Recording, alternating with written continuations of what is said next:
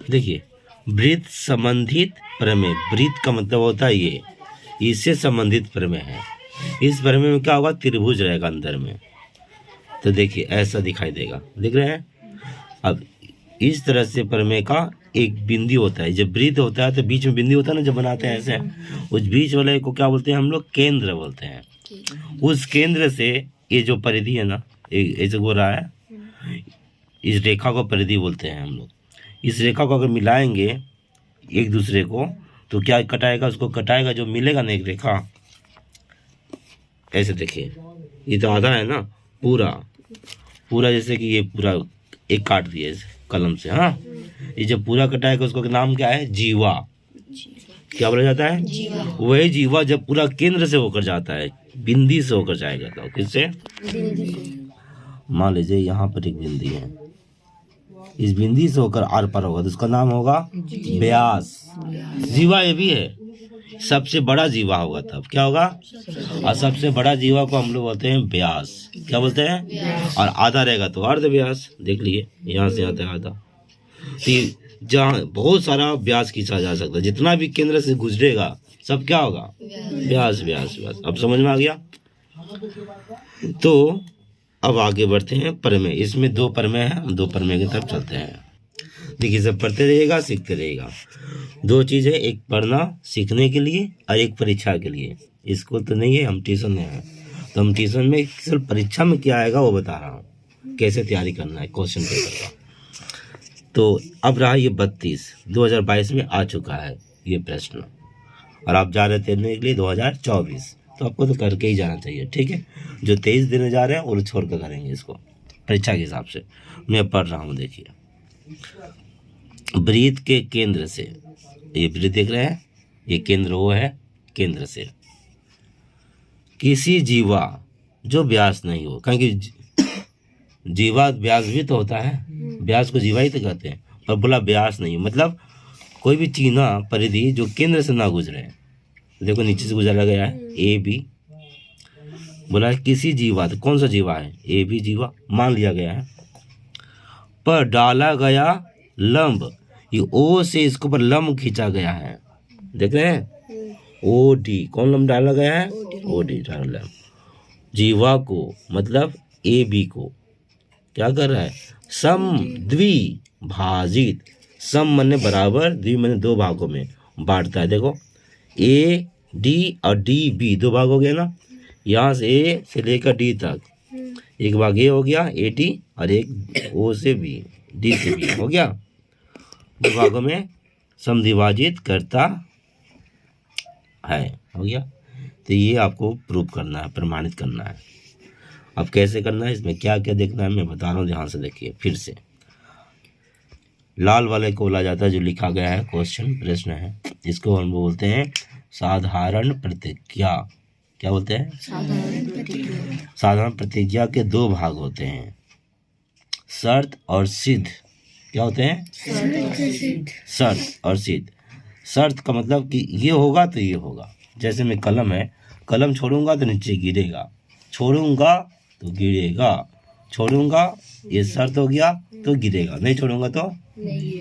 तो वही शर्त पकड़ना। देखिए शर्त को ध्यान दीजिए, दो हिस्सा आपको करना पड़ेगा पढ़कर, जो पढ़कर शर्त सिद्ध अलग कर देंगे, पहला स्टेप करना ही पड़ेगा।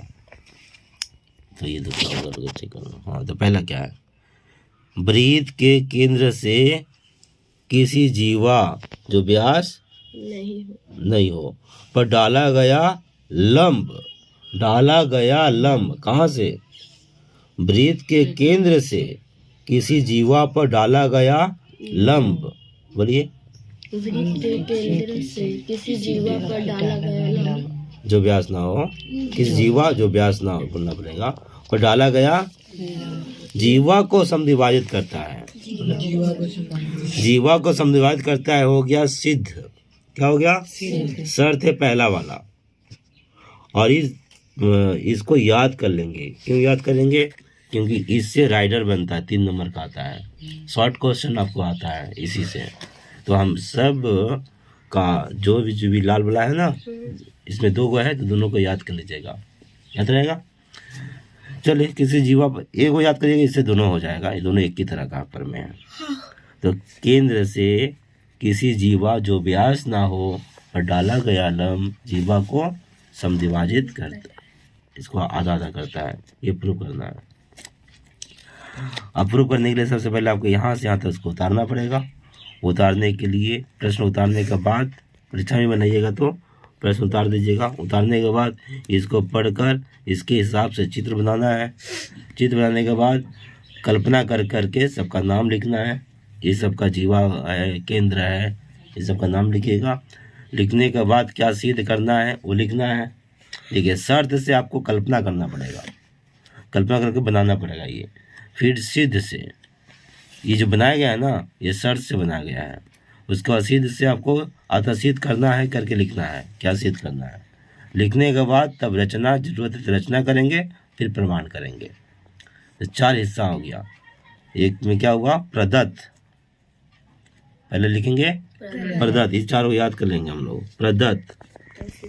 उसके बाद अतः सिद्ध करना है कि, शर्त को लिखेंगे प्रदत्त में, फिर क्या लिखेंगे सिद्ध करना है कि, उसके बाद रचना, फिर प्रमाण। ये 4 हिस्सा हो गया, लाइन में भी बताया गया था। अब चलिए उतारते हैं। ब्रीथ, जैसे ही ब्रीथ बोला है हम ब्रीथ बनाएंगे। और ये काम किससे होगा, पेंसिल से। जब आप ब्रीथ बनाएंगे ना कंपास पेंसिल से ऐसे रखिएगा, अभी तो आप इसी तरह बनाएंगे। अब यहाँ ध्यान दीजिए, जब घुराइएगा तो बीच में कांटा रहेगा बिंदी, ये हुआ केंद्र, हो गया। तो ब्रीथ ये हो गया परिधि, केंद्र, केंद्र लिखेंगे ओ, केंद्र से किसी जीवा, कोई एक जीवा मान लेंगे। अब यहाँ मानिए, यहाँ मानिए, यहाँ मानिए, किताब में यहाँ माना, मैं यहाँ लिख दिया, हो गया। केंद्र से किसी जीवा, जीवा मान लिए, नाम लिख देंगे ए बी। जो व्यास नहीं है, व्यास तो है नहीं, व्यास कब होता है जब यहाँ से खींचते तो, पर डाला गया लंब, इसके ऊपर से डम डालेंगे केंद्र से।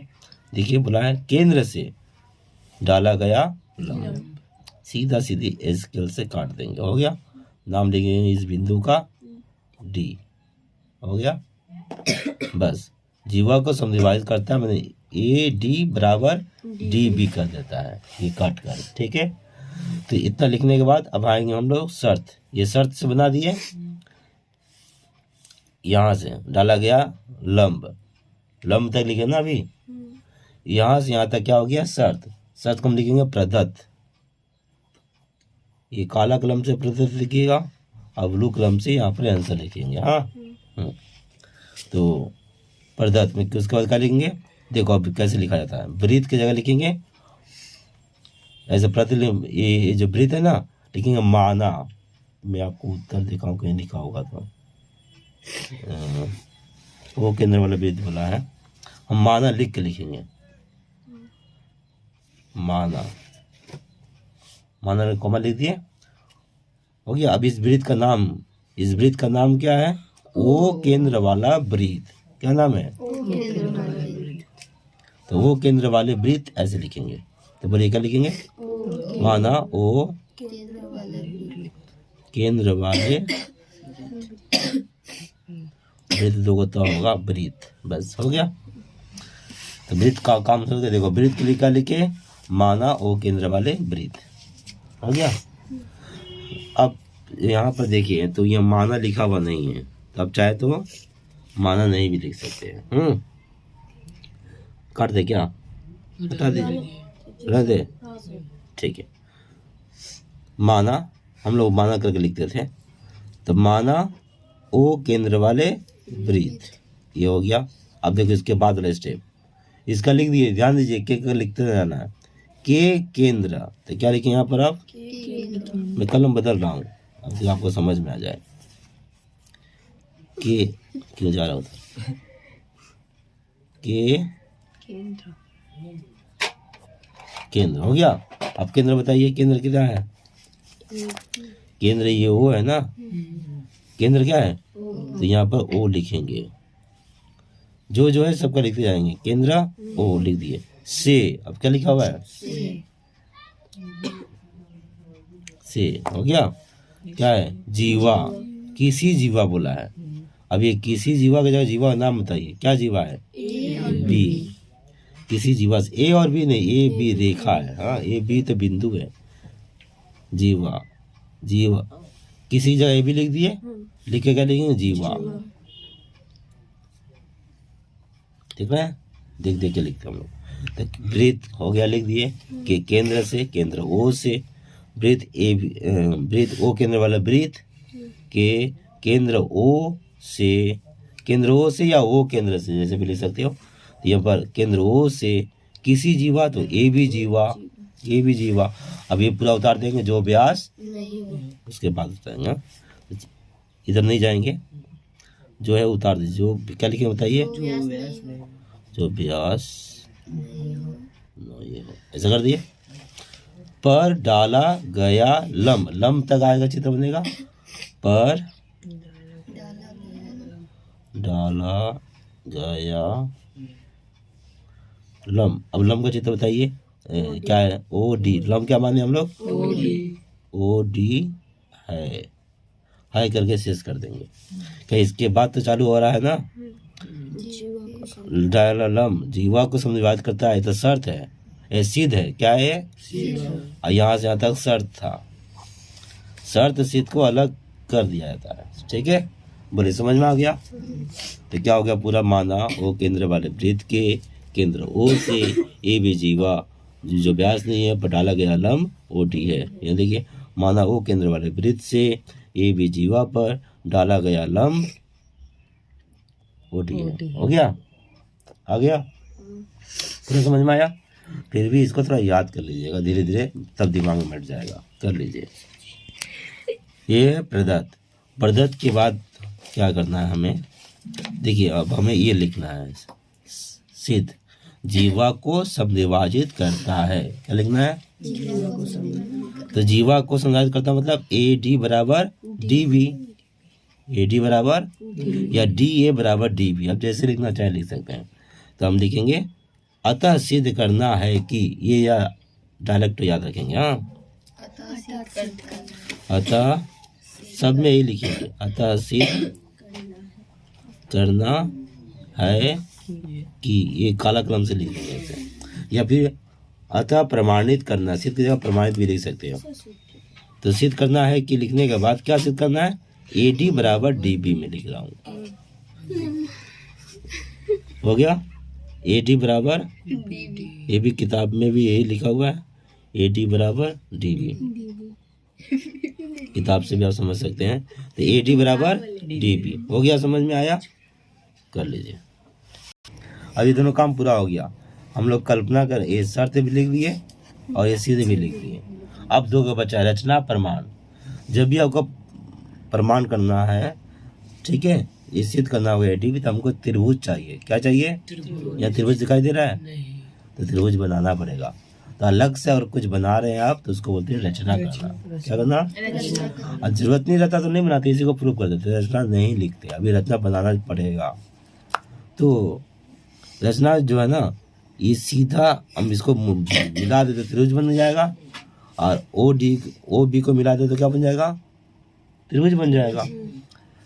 रचना को दो तरीका से बनाते हैं कोई, या तो ऐसे इसके रख के डॉट डॉट डॉट डॉट करके बनाते हैं, या सीधा काट देते हैं। डॉट वाला सिस्टम ठीक है, क्योंकि इससे लगता है कि अलग से आप बनाए हो। ठीक है, इसका रख के डॉट डॉट डॉट करके मिला देंगे, हो जाएगा। तो रचना कर दिए, तब क्या लिखेंगे?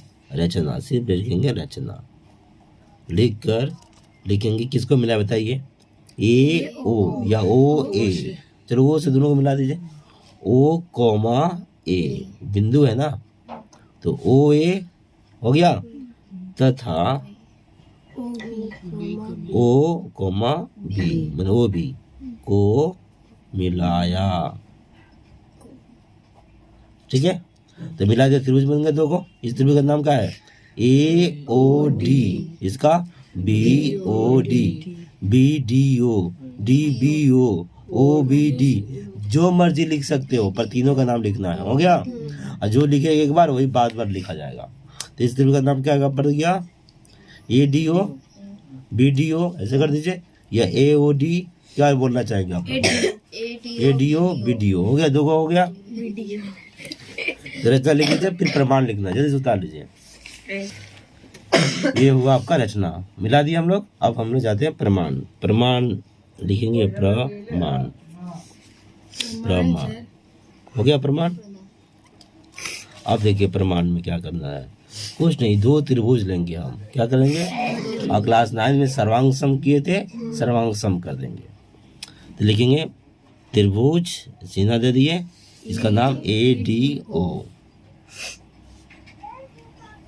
और त्रिभुज BDO। समझ में आ गया।